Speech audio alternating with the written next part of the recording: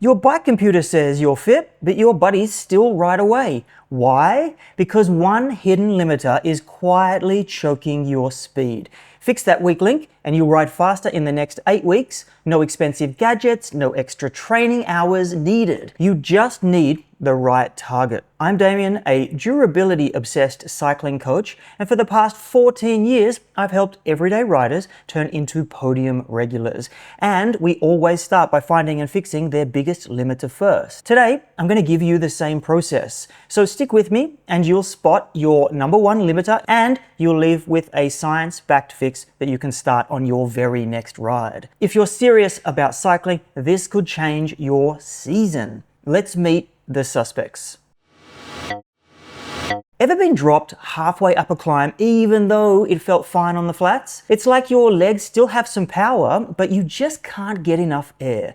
If you gas out early in hard rides or struggle to respond to long surges, low VO2 max might be your hidden limiter. Research by Lawrenson and Jenkins in 2002 and expanded by Bouchette and Larson in 2013 showed that longer high-intensity intervals, lasting between 2 and 5 minutes, develop not just your VO2 max but also stroke volume, mitochondrial function, anaerobic power, and neuromuscular engagement. VO2 max is the maximum oxygen that your body can use during hard exercise. It's the size of your aerobic engine. And it limits how much speed and endurance you can ultimately build. The best way to build it isn't random intervals or endless volume. It's long, structured intervals at very high aerobic intensities, ones that gradually elevate your heart rate and then sustain VO2 max intensity under race-like fatigue. Here's the fix. Pick a session like 5 by 5 minutes at 95% of your maximal aerobic power with 2 to 3 minutes easy spin between efforts. Which really, this intensity is all out, like seriously all out. I tell my athletes it's okay for it to look ugly as long as we are working as hard as possible and can maintain the same effort across all intervals. Aim for 2 sessions per week in a focused VO2 max block, push deep, breathing without blowing up, and you'll expand your engine in just 6 to 8 weeks.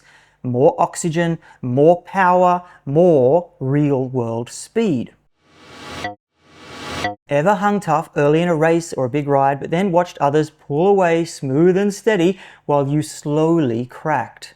Your engine felt good at first, but it faded too soon. If you ride strong for the first hour but struggle to hold pressure after that, poor fractional utilization could be your real limiter. Studies by Ford in 2009 and Schwarhag and Rosenberg in 2010 showed that lactate threshold, the balance point between your aerobic and anaerobic systems, is an even better predictor of endurance performance than VO2 max alone. Training near threshold, stressing and clearing lactate is key to building deeper race-level stamina. Big VO2 max is great, but how much of it can you actually use deep into a hard race? That's your fractional utilization, the percentage of your aerobic capacity you can hold steady without fading when it counts. Most trained cyclists hold about 80 to 85% of their VO2 max.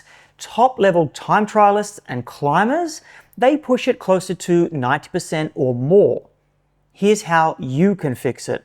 Use structured over-under intervals to train both lactate accumulation and clearance in the same workout. One proven option is 3 blocks of 9 minutes each, alternating inside each block of 1 minute, slightly above threshold at around 103 to 108%, then 2 minutes just under threshold at around 80 to 90% of FTP. Recover for 4 minutes between blocks. Or, if you prefer a simpler setup, 5 sets of 6 minutes at 95 to 105% of FTP with 3 minutes easy spinning between each effort. In both versions, the goal is to spike lactate just above threshold and then force your body to clear it efficiently without full recovery. Focus on steady breathing, hold tight cadence control, and train your body to reset under pressure without completely backing off. Stick with this for a few weeks and you'll stretch your sustainable power higher than ever without needing a bigger engine. Ever tried to jump onto a breakaway and your legs just felt dead? No snap, crackle, or pop? No. Just a sluggish grind? If you struggle to react to attacks or feel like your sprint disappeared, poor neuromuscular power might be holding you back.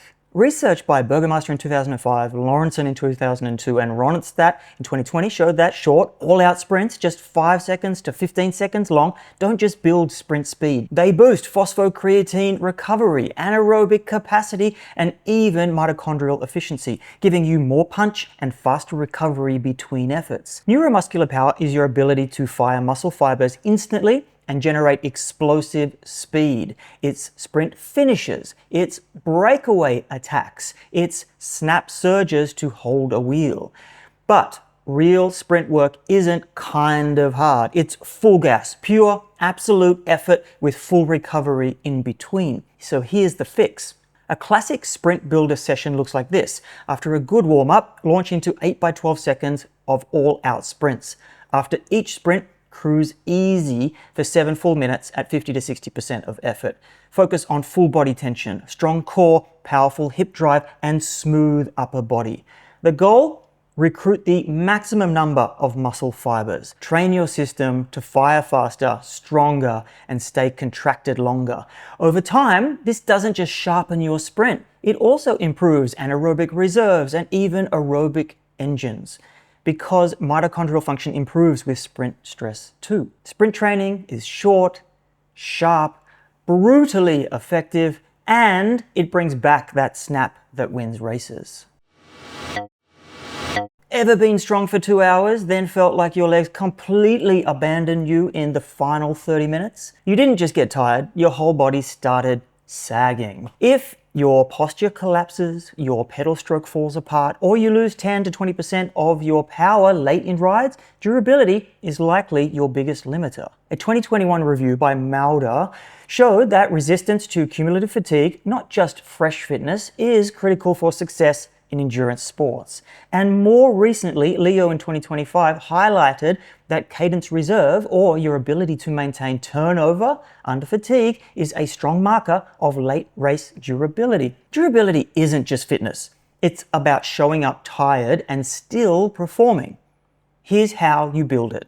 First, place easy but disciplined rides right after your hardest sessions. Think 90 minutes to 2 hours at 2 to 3 out of 10 RPE, very light, even when your legs feel heavy.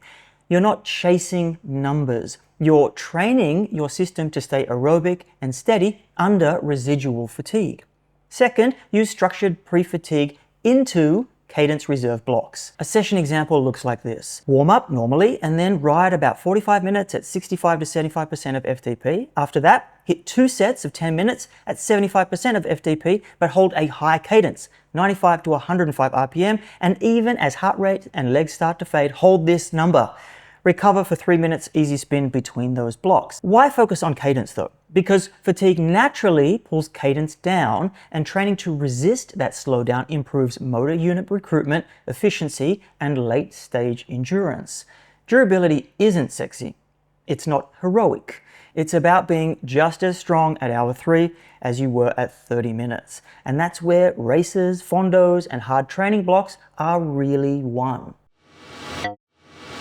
Ever started a race or a big ride flying only to completely unravel halfway through? Your legs were good, but your pacing decisions weren't.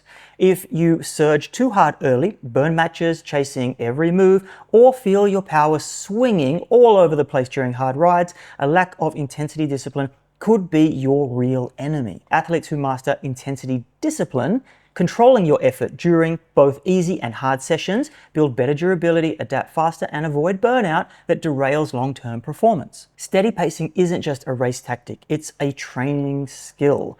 Pacing studies consistently show that the same pattern. Riders who hold even, constant power, especially during long efforts, finish faster, stay fresher, and conserve more energy than riders who surge and fade.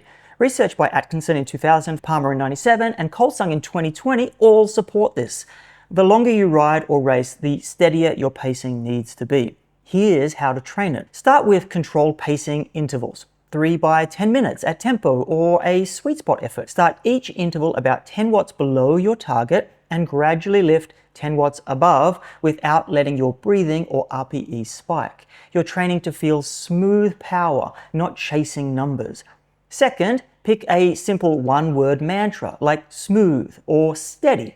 and repeat it during tough rides. It keeps your brain anchored when fatigue tries to pull you off pace. Third, do a mental debrief after key sessions. Rate your pacing discipline from 1 to 5. Jot down where you lost focus and what pulled you off plan.